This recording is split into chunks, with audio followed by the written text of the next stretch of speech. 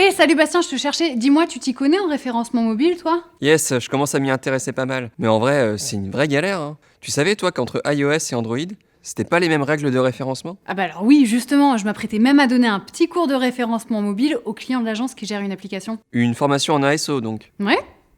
Tu veux m'aider à réviser? Ah ouais, carrément. Si ça consiste juste à m'asseoir et à prendre des notes, tu sais, moi je suis toujours partant, hein. Ok, bon bah alors parfait, installe-toi et désactive bien toutes tes notifs.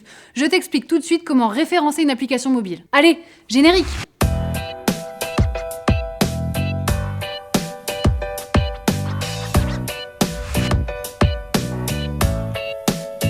Salut à tous, moi c'est Julie, je suis consultante SEO chez Eskimos, l'agence de référencement naturel numéro 1 en France. On se retrouve aujourd'hui pour parler non pas de SEO comme à l'accoutumée, mais d'ASO, le référencement d'applications mobiles. En effet, tout comme les sites web, les applications pour smartphone doivent être référencées sur des moteurs de recherche. Et oui, on parle ici d'ailleurs de store d'applications. Dans le monde des smartphones, on en compte deux majeurs. Il y a l'App Store de Apple pour ses iPhones et Google Play pour les smartphones fonctionnant sous Android. Alors le sigle ASO signifie quant à lui App Store Optimization. Et nous allons revenir sur ces grandes règles dans cette vidéo.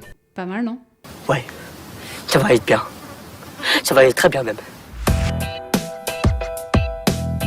Pour bien comprendre les logiques de référencement ASO, il est nécessaire de connaître les deux plateformes de référencement mobile. Il y a l'App Store d'iOS et Google Play d'Android.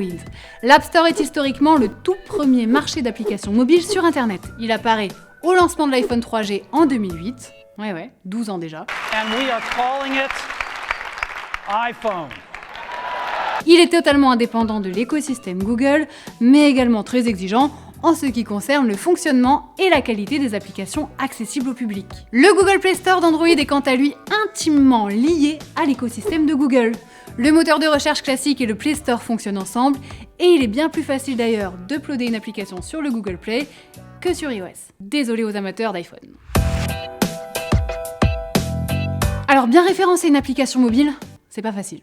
Chacun des stores possède son propre algorithme pour mettre en avant les applications et nous sommes contraints d'adapter nos stratégies de référencement.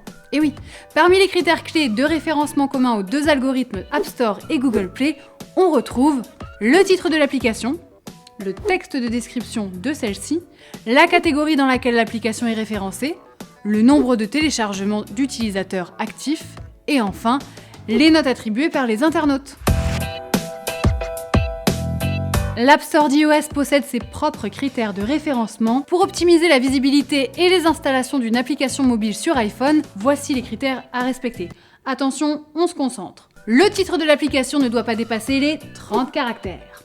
Le sous-titre de l'application qui décrit son utilité peut aller jusqu'à 170 caractères. Nous vous conseillons d'ailleurs d'y ajouter un call to action pour optimiser le nombre de téléchargements. Vous suivez ? Bon, même chose pour la description de l'application. Faites en sorte que les internautes aient envie d'installer votre appli en 4000 caractères. iOS propose également de renseigner plusieurs mots-clés sur lesquels vous souhaitez apparaître. Renseignez donc les plus pertinents qui soient. Concernant les catégories, sélectionnez-en deux, une principale et une secondaire. Le développeur ou l'éditeur doit également être renseigné par souci de transparence et pour apparaître parmi les premiers résultats du classement. Et enfin, last but not least, proposez des visuels, des screenshots ainsi que des vidéos pour inciter les utilisateurs à télécharger votre application.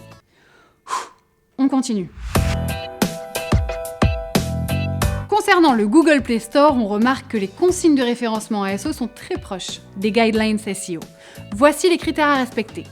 Le titre de l'application ne doit pas dépasser les 50 caractères. La description courte de l'application qui décrit son utilité peut aller jusqu'à 80 caractères. Nous vous conseillons d'employer ici des emojis pour attirer l'œil de l'internaute.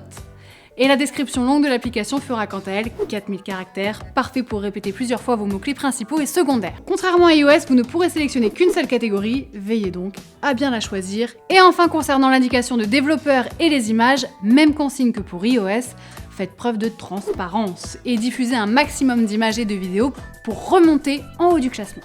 Do you want to develop an app? No thanks, Gluty. Hey, what's up, Gluty? Et bien voilà, c'est déjà fini. Alors j'espère que cette petite vidéo consacrée au référencement sur les stores d'applications vous aura plu. N'hésitez pas à nous contacter si vous avez des chantiers ASO à mener ou si vous souhaitez lancer une nouvelle application. on serait très fiers de vous accompagner sur ce projet. Et si vous avez des questions, n'hésitez pas à nous interpeller sur nos réseaux ou en commentaire de la vidéo, on essaye de répondre à un maximum d'entre vous, promis. Et bien sûr, n'oubliez pas de mettre le petit pouce bleu et de vous abonner si ce n'est pas déjà fait, mais je suis sûre que ça l'est. On vous prépare plein d'autres vidéos pour la suite. À très vite!